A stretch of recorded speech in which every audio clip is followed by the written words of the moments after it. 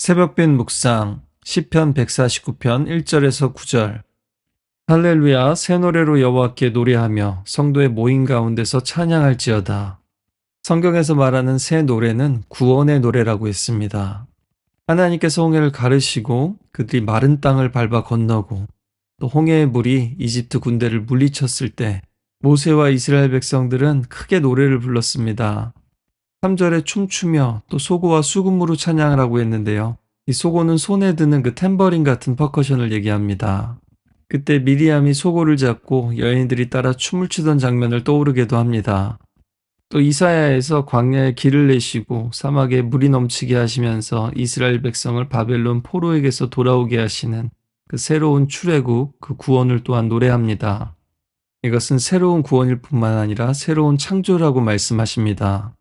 그리고 요한계시록에서는 결국 그 모세의 노래가 또한 어린 양의 노래가 된다고 하죠.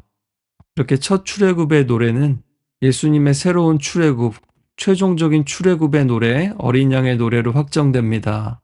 그리고 새 하늘과 새 땅을 또한 노래합니다.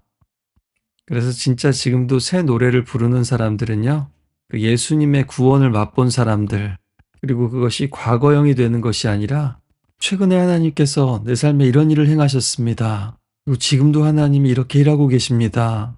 아, 정말 하나님이 이런 분이시구나. 이번에 새롭게 깨닫게 됐습니다. 라고 고백하는 사람입니다. 새해가 된다고 새 마음, 새 사람이 되는 것은 아니죠. 2025년에도 행하신 하나님의 일들을 기억하고 찬양하면서 또 2026년 새해에도 새롭게 하실 하나님의 일들을 기대하고 기도했으면 좋겠습니다. 그리고요, 우리가 기뻐 찬양하기도 전에 4절을 보니까 하나님께서 먼저 그 백성을 기뻐하시고 겸손한 자를 구원으로 아름답게 하신다고 합니다. 그 낮은 자, 노예살이하며 억눌렸던 이스라엘 사람들을 구원하신 것처럼 말입니다.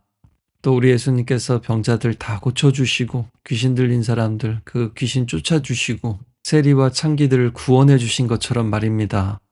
또 한 해를 돌아보며 감사할 때도 있지만 후회되고 또 내가 왜 그랬나 싶기도 하고 내가 이룬 것이 하나도 없다고 한탄이 될 때도 또 내가 내 인생을 포기하고 싶을 때도 이 시편을 기억하고 또 부르면서 하나님의 약속은 여전하고 하나님은 포기하지 않는다는 사실을 기억할 수 있길 바랍니다.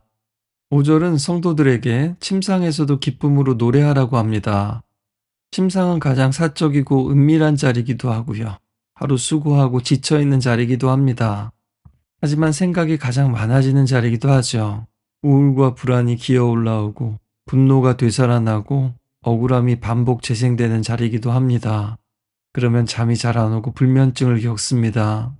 사실은 그럴 때 내가 나와 대화하고 있거나 내가 마귀와 대화하고 있는 경우가 많습니다. 찬양은 그 악순환을 끊습니다. 그리고 하나님을 기억하고 하나님을 다시 바라보게 하죠. 우리가 교회에서 예배 때 그 찬양이 진짜 찬양이 되기 위해서는 그 찬양이 침상의 찬양으로 옮아와야 합니다. 지치고 피곤할 때 그리고 하루를 시작할 때 가장 은밀하고 개인적인 공간에서 말입니다. 한 번의 화끈한 이벤트가 아니라 아침 저녁으로 하나님께 시선을 맞추는 습관이고 리듬이 되어야 됩니다. 여러분은 누울 때, 일어날 때, 또 혼자만 있을 때도 찬양하십니까? 우울하신 분들, 불면증을 겪고 계신 분들 특별히 이렇게 한번 해보시길 바랍니다. 또 틀어놓기라도 해보십시오. 그렇게 해서 무기력함과 우울에서 벗어나신 많은 성도님들이 또한 있습니다. 6절 이하에는 시편의 분위기가 갑자기 또 달라집니다. 입에 찬양이 있는 것까지는 이해가 되는데 손에는 두 날 가진 칼이 있다고 합니다. 이것은 우리를 폭력으로 부르는 시가 아니라 하나님의 백성으로 무엇으로 싸우는가를 보여주는 시입니다. 과거의 이스라엘은 적을 물리칠 때 실제 칼을 사용했지만 우리는 에베소서 6장 말씀처럼 말씀의 검, 성령의 검을 가지고 싸웁니다. 히브리서에서는 하나님의 말씀이 좌우의 날선 검 같다고 하셨죠. 이 말씀이 바로 세상의 가치관과 사상들을 깨트리는 우리의 힘입니다. 그리고 계속해서 다른 민족들에 대한 복수와 심판을 말합니다. 분노와 폭력을 조장하는 것으로 읽어도 곤란하지만요. 이거는 오래전 말씀이고 폭력적인 말씀이니까 무시하자 이런 거는 더 곤란합니다. 이것은 억압받은 사람들, 민족의 기도입니다. 법이 구부러지고 권력이 약한 사람이 아니라 힘 있는 사람 편을 들고 소비자들이 억울한 피해를 당해도 기업들은 미꾸라지처럼 빠져나가고 피해자들은 그 목소리를 잃게 될 때 마지막으로 할 수 있는 게 하늘에 하나님이 계시다면 어떻게 좀 해주십시오 라는 기도밖에 없을 때처럼 말입니다. 그럴 때 이 시편은 하나님의 정의는 여전히 살아있고 그 악을 그냥 내버려 두지 않으실 거라는 것을 선포합니다. 또 그럴 때 우리가 어떻게 기도하면 안 되고 또 어떻게 기도해야 하는지를 가르쳐 줍니다. 시편은 우리의 분노를 억누르지도 삭제하지도 않습니다.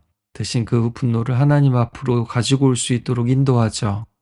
그 분노가 하나님 앞에서 제어되지 않으면 그 분노는 바로 내가 하나님이 되는 길로 가기 때문입니다.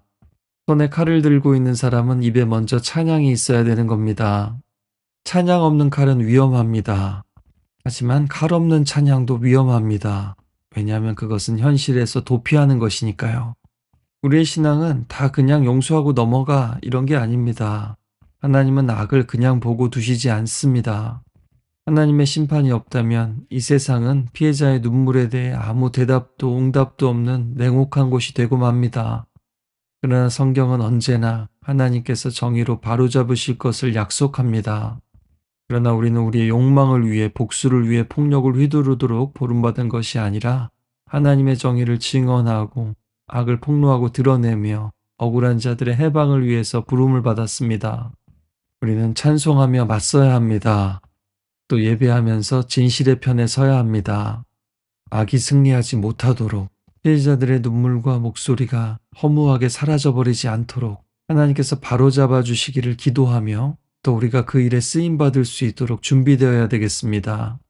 아직도 성경에서 이런 말씀을 볼 때마다 이해가 되지 않거나 좀 불편하신 분이 계시다면요. 오히려 내가 현실을 너무 모르거나 현실을 피하고 있는 것은 아닌지 돌아볼 필요가 있습니다. 세상에는 여전히 악이 있습니다. 아니, 악이 충만합니다. 그리고 더욱 불편한 진실은 우리 안에도 악이 있다는 겁니다. 성경은 자신의 죄를 먼저 친 사람만이 다른 사람들의 죄도 드러내고 처리할 수 있도록 도울 수 있다고 합니다.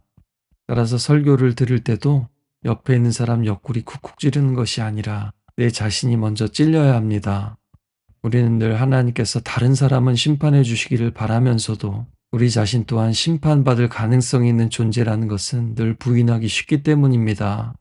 우리가 예수님을 믿고 십자가의 구원을 믿는다라는 것은 바로 이것을 인정하는 것이니까요. 그리고 그 예수님께서는 악을 이기셨지만 원수를 결박하는 방식으로 승리하지 않으셨습니다.